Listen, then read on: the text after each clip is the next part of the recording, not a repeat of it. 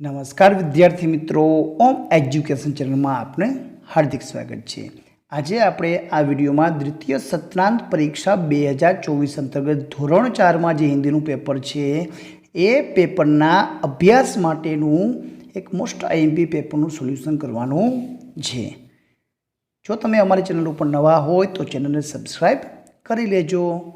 પ્રશ્ન નંબર 1માં છે, प्रश्नों के उत्तर लिखिए। हाथी किस तरह से आता है?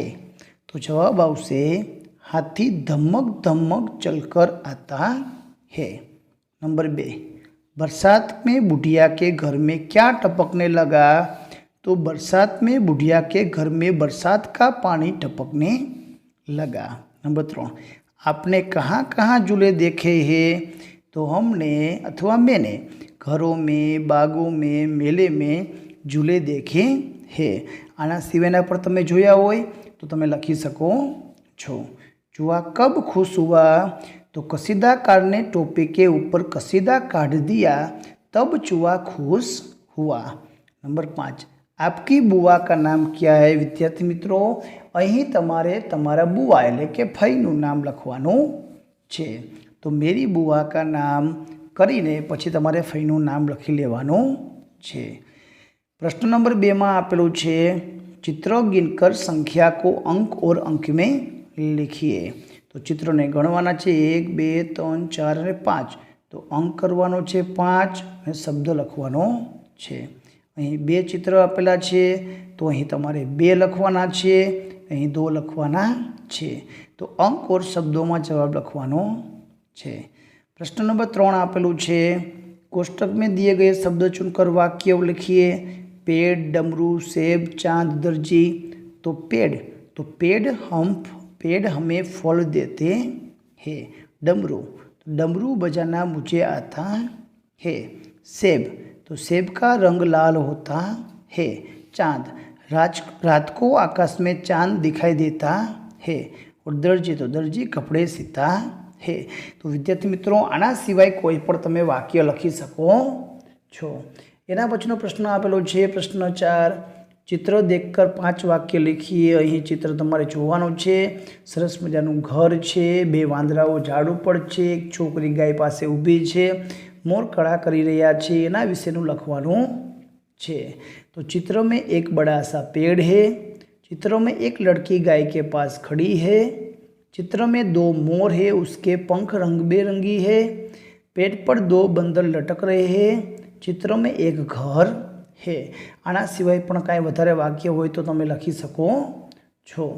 आगळ जोईए, प्रश्न नंबर अ में आपेलू है कि रेखांकित शब्द का लिंग परिवर्तन करके वाक्य फिर से लिखिए। लड़का, तो लड़की, तो वह लड़की है। लेखक, तो लेखिका, तो यह लेखिका है। वह राजा है। राजा, तो रानी, वह रानी है। एना पछी आपेलू है, रेखांकित शब्द का वचन परिवर्तन कीजिए, वाक्य फिर से लिखिए। यह माला है, तो ये मालाएँ थे। यह पुस्तक है, तो ये पुस्तकें है। यह हाथी है, तो ये हाथी है। तो आ रीते जवाब लखी शकाय।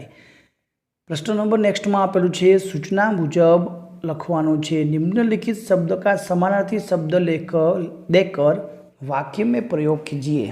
परिवार, तो कुटुंब, मेरा परिवार में 6 सभ्य है। अध्यापक, तो शिक्षक, अध्यापक पाठशाला में पढ़ाते हैं। पानी, तो जल, हमें पानी का व्यय नहीं करना चाहिए, हमें पानी को बचाना चाहिए। कोई पण वाक्य लखी सको छो। एना पछी आपेलू है, निम्नलिखित शब्दों का विरोधी शब्द। उठाना, तो गिराना, खेलते वक्त मेरा दोस्त गिर गया तो मैंने उसे उठाया। आसमान, तो धरती, आसमान में घने बादल छाए हैं। एना पछी प्रश्न नंबर 7 है, निम्नलिखित वर्णों का उपयोग करके शब्द बनाइए। टो, तो टोपली, ना, तो नायक, स्व, तो स्व अध्याय एटले के स्वाध्याय, व, तो व्यक्त। तो ओम उपरथी विद्यार्थी मित्रों केटला शब्द बने छे, कया कया शब्द बने छे? जो तमने 1 के 2 शब्द आवड़ता होय तो मने कॉमेंट में जरूरथी જણાવજો, જેથી કરીને હું બીજા વિદ્યાર્થીને પણ શીખવી શકું.